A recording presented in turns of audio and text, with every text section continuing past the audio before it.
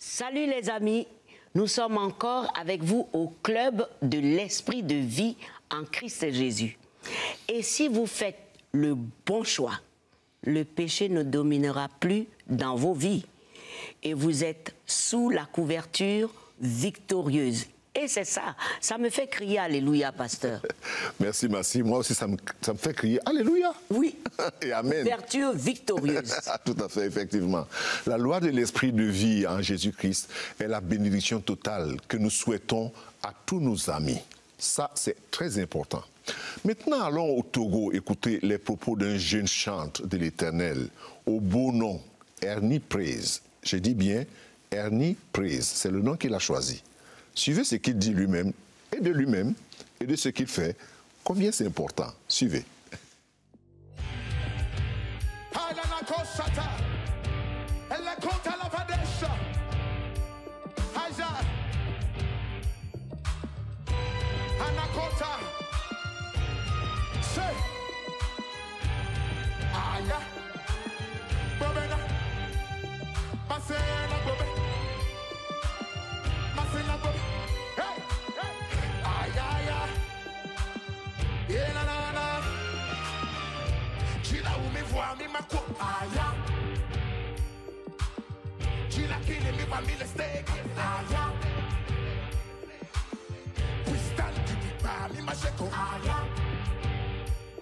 Alors bonsoir à toi Ernie Praise. Bonsoir Pasteur Michael. Content de t'avoir dans cette émission. Je suis très heureux aussi d'être reçu dans cette émission. Voilà, comme dans ta musique qui est assez dynamique, on peut remarquer que tu fais dans un style plutôt urbain. Ouais, voilà. Est-ce que ça a toujours été le cas et comment est-ce que tu découvres la musique? J'ai commencé la musique déjà au bas âge, à 5 ans, où notre papa nous a introduit, étant un pasteur, étant fils de pasteur, donc j'ai été introduit très vite à la musique, déjà à l'âge de 5 ans, où j'ai appris à jouer au piano, puis à la batterie. Donc je crois, j'ai commencé par conduire la louange et l'adoration, je crois que c'était dans les années 2005, où j'ai commencé par conduire la louange et puis l'adoration. Et déjà en 2008, on me sollicitait pour les croisades, pour conduire la louange dans les croisades, dans les conférences. Et puis, je n'ai pas commencé étant comme un artiste urbain. Je crois l'idée est venue et puis l'inspiration est venue, je crois, dans les années 2011. Et puis je me disais, pourquoi ne pas faire un genre de musique qui touche plus la jeunesse? C'est-à-dire faire un truc qui n'est pas aussi local, mais faire un truc qui peut amener la jeunesse à être intéressée à l'évangile. Donc l'idée est venue de là en 2011, mais j'ai sorti mon premier single intitulé Je croyais c'est Messi, qui est sur un style funk en 2016. Est-ce que ça veut dire que tu t'es senti investi ou est-ce que tu as eu un appel particulier pour avoir comme cible la jeunesse? Parce que tu as dit quelque chose de très fort, que tu t'es posé la question, est-ce que c'est à la suite de ce questionnement que le Seigneur t'a parlé par la parole, par un ami, par quelqu'un, et que le déclic a eu lieu pour que tu te dises maintenant, il faut que je puisse faire un style de musique qui va plus toucher les jeunes? C'est un appel où Dieu me dit, je t'envoie vers la jeunesse, afin que tu leur prêches l'évangile. Vous voyez, donc, maintenant, comment commencer? Comme j'étais déjà conducteur de louange, donc je me suis dit, pourquoi ne pas prendre cet évangile-là et le mettre dans un style qui communique, et dans un style où la jeunesse comprend. Donc c'est de là que je me suis dit, ok, comme le Seigneur m'envoie vers la jeunesse, donc je prends cette musique-là que je mets dans un style où ils peuvent comprendre. Est-ce que à côté de toi, il y a déjà des personnes dans le corps de Christ qui font ce style-là, desquelles tu t'inspires, ou est-ce que tu as dû écouter d'autres artistes du genre pour pouvoir t'imprégner de ce que ça devait être? Donc, dans ces années-là, je ne dirais pas que je suivais des gens aussi qui faisaient l'urbain. Non, non, non, non. Je suivais plutôt les Sud-Africains, vous voyez, les Sud-Africains, les Américains. Mais je me suis dit non, non, non. Dans cette époque-là, au Togo, il n'y avait pas de gens qui faisaient la musique urbaine. Donc je me suis dit, pourquoi ne pas être la première personne, cette première personne-là qui va amener cette musique urbaine-là dans le pays. Donc l'idée est venue de là, et puis on a commencé. Et donc après avoir commencé, est-ce que ça a commencé à porter du fruit au point de se dire maintenant on doit passer un cap où il faut faire des albums, où il faut faire des concerts. Comment ça s'est passé? Parce que tu as un premier album. Oui. En quelle année est-il sorti? J'ai sorti le premier album en 2019. C'était lors d'un concert urbain, évidemment, que j'avais organisé en 2019. Et puis j'ai sorti l'album là-bas. Ouais. L'album est sorti et maintenant en perspective une poursuite d'un autre album en vue, des concerts, des événements, parce que tu as parlé de la jeunesse, ça veut dire qu'il va falloir occuper cette jeunesse-là. Et alors, quelle est ta perspective en termes de musique urbaine? Ouais, déjà en 2011, j'ai eu à commencer un de mes événements, qui est intitulé My Era for Jesus, qui veut dire mon quartier pour Jésus. Donc, chaque Pâques ou bien chaque 1er janvier, je faisais sortir les instruments de l'église à la devanture de notre maison, où moi et mes frères, qui étaient aussi musiciens, je chantais, puis mon grand frère jouait au piano et mon petit frère jouait à la batterie. Donc, on a commencé cet événement-là en 2011, où chaque Pâques et puis chaque fête, vous voyez, non, on chantait, et puis après les chants, il y avait un frère pasteur qui venait, faisait l'appel au salut. Ouais, donc, c'était comme ça. Et puis ça a évolué jusqu'à, je crois, on a même fait la dernière édition cette année, le 1er janvier 2024. Et ouais. Donc c'est ça. Et puis et pour le deuxième album, je compte l'enregistrer live pendant les vacances. Et donc histoire d'occuper un peu la jeunesse avec du bon contenu urbain. Ouais, voilà. Comment est-ce que les gens reçoivent ta musique? Et je crois qu'au début, ce n'était pas facile, puisqu'il n'y avait personne qui le faisait. Donc c'était quelque chose de nouveau. Mais maintenant, je crois qu'il y a cette jeunesse-là qui s'intéresse plus à ce que nous faisons. Et nous avons des témoignages, puisque dans nos concerts et puis nos trucs là, nous faisons les appels, nous faisons des impactations à la jeunesse. Donc, c'est vraiment un moyen pour nous de communiquer l'esprit de réveil à cette jeunesse-là. Donc, c'est comme nous sommes en train de faire, les attirer et puis maintenant leur communiquer l'évangile et leur communiquer le réveil. Donc, je crois que maintenant, ça va. Et puis, nous comptons sur le Seigneur pour qu'il nous amène davantage loin avec ce style. Ouais. Et il le fera. J'ai bon espoir et l'assurance ferme qu'il le fera. Amen, amen. Parce que nous sommes dans des temps de réveil. Et je pense que de plus en plus, la musique urbaine a un très grand rôle à jouer. Et donc, je te souhaite beaucoup de courage. Merci beaucoup, Pasteur Mike. Et que le Seigneur soit avec toi et toute ton équipe. Amen, amen.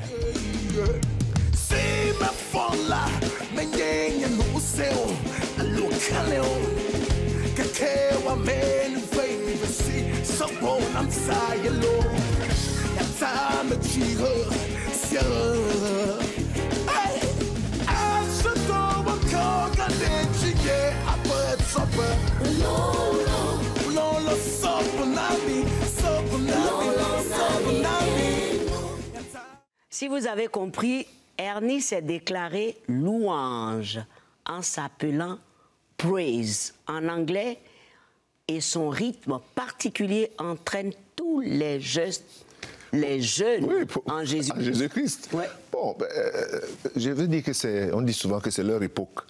Oui, vraiment. Ils nous disent toujours que c'est notre époque. Ah bon? Oui, Ouais. oui, vous avez vécu votre époque. Laissez-nous notre époque. Voilà. Bon, c'est l'époque des praises. Des louanges. Des louanges. À la gloire de Dieu. En tout cas, le plus important, c'est qu'il gagne des âmes pour le royaume. Oui, oui. Il utilise ce qu'il a ou ce qu'il peut pour faire fixer les jeunes sur ce qui est important dans la vie, le salut de leur âme. Et pour moi, c'est beaucoup. C'est le plus important. Oui, c'est le plus important. Bon. J'aime le mot, pasteur, fixer les jeunes. Oui, sur ce qui est plus important dans la vie. Oui. Et comme je dis aujourd'hui, on peut manger Jésus dans toutes les sauces. Hein. Oh, pasteur, attention. Pour qu'on arrive au ciel. Les amis, ne nous quittez pas. Hein. À tout de suite. La puissance de son amour est le premier ouvrage de Massi Domingo. Ce livre s'adresse à tous ceux qui traversent des moments difficiles et qui cherchent des réponses dans ce monde rempli d'incertitudes. À tous ceux qui souhaitent connaître le véritable amour, l'amour inconditionnel de Dieu. Comment vous le procurer? Eh bien, il vous suffit de vous rendre sur notre site internet www.portailcbnafrique.org. Alors ne manquez pas cette occasion de plonger au cœur de la puissance de son amour.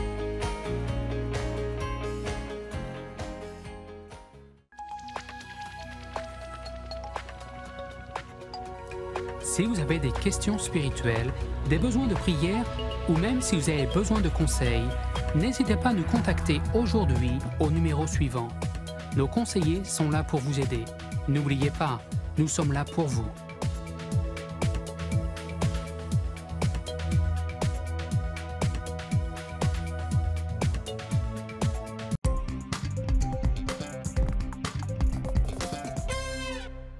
Bienvenue pour voir la puissance de ce seul Sauveur qui peut sortir du trou mortel où gémissait de douleur et de rage Johnny depuis son enfance. Imaginez le parcours.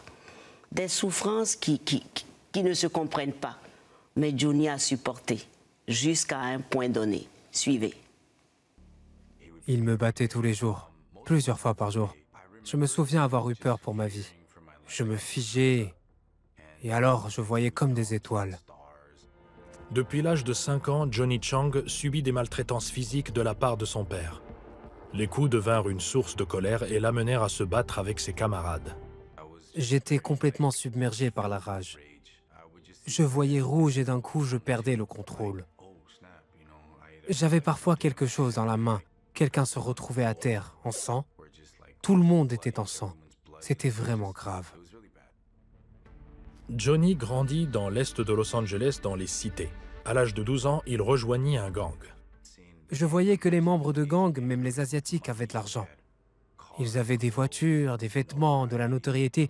Il y avait une sorte de force qui m'attirait. En plus, j'ai remarqué qu'ils étaient très soudés, très centrés sur la famille. Comme il se sentait à l'aise dans son nouveau gang, Johnny commença à commettre des crimes violents. À 12 ans, il fut envoyé dans un centre de détention pour mineurs destiné au pire des pires. Au cours des 4 années passées là-bas, il fut témoin d'agressions sexuelles, participa à plus de 40 bagarres et s'endurcit davantage. Quand je voyais ça, je me disais, même si je dois en mourir, je ne vais pas laisser ces gens me marcher dessus. À 16 ans, il fut libéré. À 17 ans, Johnny fut jugé en tant qu'adulte et envoyé dans une prison fédérale pour agression avec arme létale. Il savait que la détention dans un pénitencier était d'un tout autre niveau. J'étais terrifié. Je me retrouvais avec des adultes qui étaient cinglés, qui pouvaient me tuer. Il purgea 8 ans et demi de sa peine de 10 ans et se demanda à quoi ressemblait la vraie vie au dehors. Je vivais dans l'incertitude. J'avais vu des gens en prison qui avaient été complètement réhabilités et disaient « Je ne reviendrai jamais ici ». Mais 6 mois plus tard, ils étaient de retour. Ce n'était pas difficile de revenir, mais très difficile de rester dehors. À ce stade, je ne faisais qu'exister et je ressentais comme un grand vide dans mon cœur. Johnny essaya de mener une vie normale. J'ai postulé à beaucoup d'endroits et personne ne m'a rappelé. À ce moment-là, j'ai ressenti à nouveau de la rage et de la colère. Je me suis dit, d'accord, si vous ne me donnez pas une seconde chance, alors je vais retourner à ma vie d'avant. De retour dans la rue, il gagnait 30 à 40 000 $ par mois en vendant de la drogue. Pour Johnny, ce n'était pas assez. Je ressentais toujours ce vide, toujours ce néant qui me faisait perdre la tête. Je me disais que si je gagnais de l'argent, ça irait. Au cours d'une tentative de braquage d'un revendeur de drogue rival, un membre du gang de Johnny fut abattu. Quelques jours plus tard, un autre ami se fit tuer. J'étais entouré par la mort. Je me suis vraiment mis à réfléchir. Je n'avais jamais trop pensé à la mort parce que j'étais absorbé par le moment présent. Sa mère, devenue chrétienne pendant l'incarcération de Johnny, lui demanda de la conduire à l'église. Le pasteur me dit « Johnny, j'ai beaucoup entendu parler de toi. Je suis content que tu sois rentré. Ta mère m'a un peu parlé de toi. Mais voudrais-tu des nouilles aux haricots noirs? C'est ce que je préfère, c'est mon plat favori. » Alors j'ai garé la voiture, je suis entré, j'ai mangé les nouilles aux haricots noirs. C'était vraiment délicieux. Ensuite, il commence à me poser des questions. Le pasteur partagea avec Johnny la bonne nouvelle de Jésus et lui parla très clairement de son besoin d'un sauveur. Il a parlé de vide, de néant, de cette impression que je ressentais. C'était comme s'il disséquait mon cœur puis m'offrait l'antidote. C'est presque comme si un déclic avait allumé la lumière en moi. Johnny donna sa vie à Christ et constata un changement radical dans sa vie et dans son cœur. Un ami lui dit que le changement était clair. Il m'a dit « C'est évident, parce que tu es si paisible, tu n'es plus ce que tu étais. Je vois que cela émane de toi. Depuis, il s'est réconcilié avec son père, qui est lui aussi devenu chrétien. Aujourd'hui, il publie des podcasts et exerce un ministère dans les prisons. Je crois que Dieu a réellement dirigé ma vie. Il a permis que je sois au plus bas, que je sois au fond du trou, que j'aille en prison où je me droguais, où je commettais des viols collectifs et bien d'autres choses. J'ai l'impression que Dieu a fait ça pour que je puisse comprendre le cœur des gens à différents niveaux. Tout le monde n'est pas allé en prison, mais nous sommes tous touchés par le péché et la souffrance.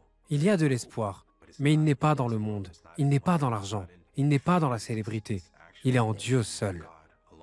C'est pour cela que je suis ici, pour faire la lumière sur cela. Ces histoires de grandes souffrances et douleurs causées par des parents méchants, vraiment, ça conduit à des misères terribles et gaspillage de la vie précieuse, pasteur, donnée par Dieu. Dieu a donné la vie et puis certaines personnes la gaspillent ou la tournent en je ne sais pas à quoi d'autre on peut dire, juste parce qu'on est méchant dans le cœur. Oui, et on fait supporter à l'enfant des choses terribles. C'est vraiment la mort. On le tue d'avance. Ouais, avant qu'il ne meure. Avant qu'il ne meure. Vraiment. Donc, s'il vous plaît, parents, évitez ça. Évitez ça à vos enfants. Il y a un cri, hein, Massi. Oui, il y a un cri. Il y a un cri, et je l'entends le dire là. S'il vous plaît, parents, évitez ça. Évitez ça, parce que la Bible est claire dans un verset. Oui. Parents, n'attristez pas vos enfants. Oui. La Bible est claire là-dessus. Mais conduisez-les selon le Seigneur. Oui. Lorsqu'un parent devient le bourreau, lorsqu'un parent devient... C'est ça. Oui, le bourreau. Parents, n'attristez pas vos enfants. Donc ne soyez pas des bourreaux pour vos enfants. Donc ne soyez pas des bourreaux pour les enfants. C'est très important. Le monde aujourd'hui a beaucoup de souffrances, les amis. N'ajoutons pas à ce que nous vivons déjà, alors que nous avons besoin de consolation, d'encouragement, de force intérieure pour tenir dans des temps comme ceci. Mais vous savez, ne nous quittez pas, s'il vous plaît. À tout de suite. Si vous avez des questions spirituelles, des besoins de prière ou même si vous avez besoin de conseils, n'hésitez pas à nous contacter aujourd'hui au numéro suivant. Nos conseillers sont là pour vous aider. N'oubliez pas, nous sommes là pour vous.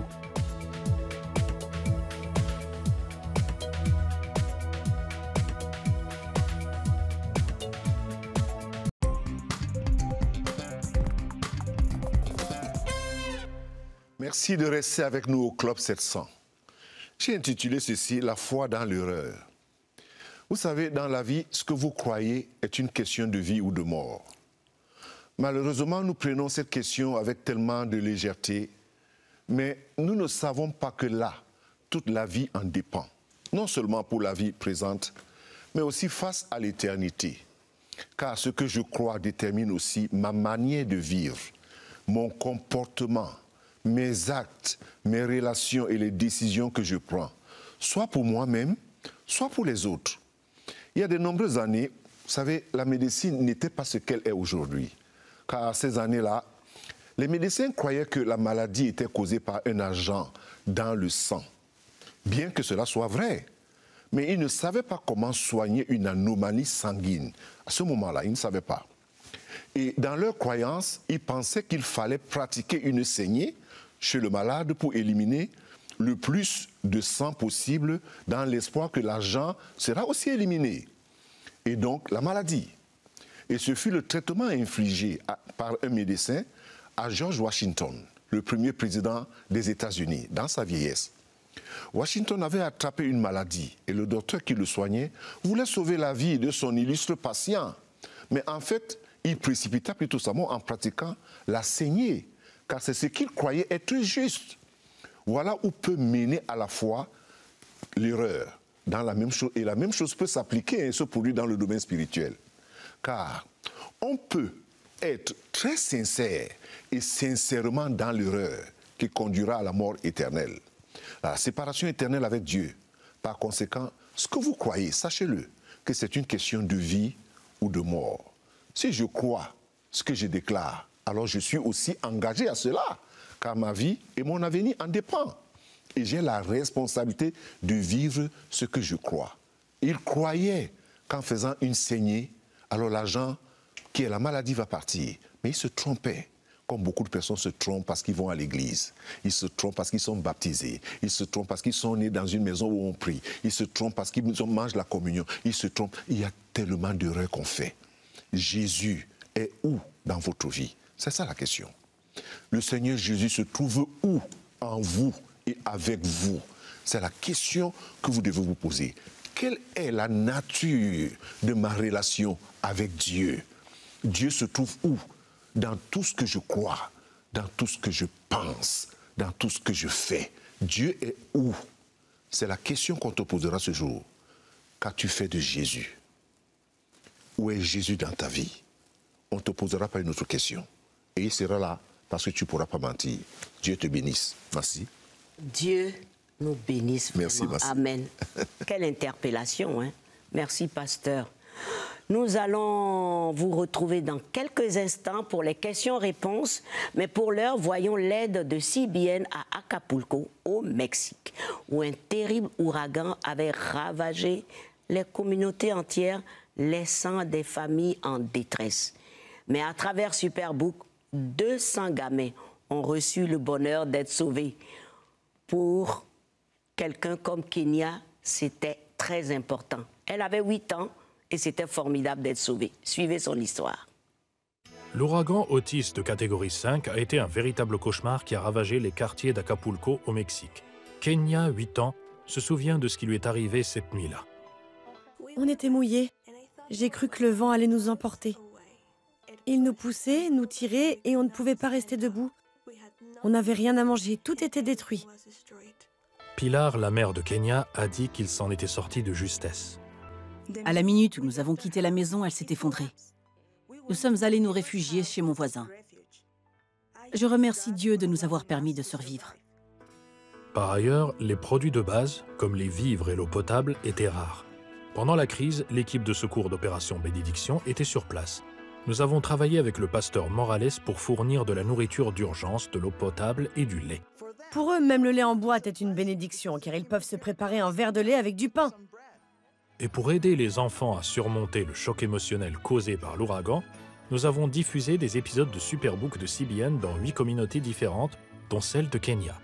Elle a dit qu'en regardant l'histoire de Daniel, elle a appris comment il a fait confiance à Dieu dans des situations effrayantes. J'ai appris à prier. Seigneur, je te prie de prendre soin de moi et de ma famille, de prendre soin de nous tous. Après avoir regardé l'épisode sur Daniel, Kenya nous a dit qu'elle avait prié pour devenir chrétienne. J'ai fermé les yeux et j'ai prié. Seigneur, je te demande de venir dans mon cœur. Grâce aux équipes de CBN, 144 enfants ont prié pour devenir chrétiens après avoir regardé des épisodes de Superbook, dont Kenya. Vraiment, gloire à Dieu qui n'a pas permis que l'ouragan détruise ces 200 enfants pour les sauver. Alléluia, vraiment. Ils sont sauvés. C'est la main du Seigneur, merci. Oui. L'ennemi a voulu les détruire par l'ouragan. Déstabiliser les familles. Et déstabiliser les familles. Briser les cœurs. Mais Jésus a eu la victoire, comme d'habitude. Comme d'habitude. Et si bien était là. Et le soutien. Toujours le soutien. Toujours Vraiment, on n'arrête pas de leur demander. On ne peut pas s'arrêter de dire merci d'abord à tous ceux-là qui, lorsqu'ils voient ces témoignages, ils savent qu'ils ont été des partenaires à cela, des contributions à cela. Oui. Et en même temps, tendre la main vers d'autres personnes pour dire, s'il vous plaît, faites aussi partie de ce groupe-là qui peuvent aider plus de 200 enfants. Vraiment, vraiment. Alors, tu es prêt pour les questions-réponses? Allons-y. Les amis, à vos stylos et à votre papier pour écouter et écrire les réponses. Ah bon? Il faut écrire les réponses? Oui. Alors, pasteur, quels sont les signes de la nouvelle naissance? Comment on reconnaît que quelqu'un est né de nouveau?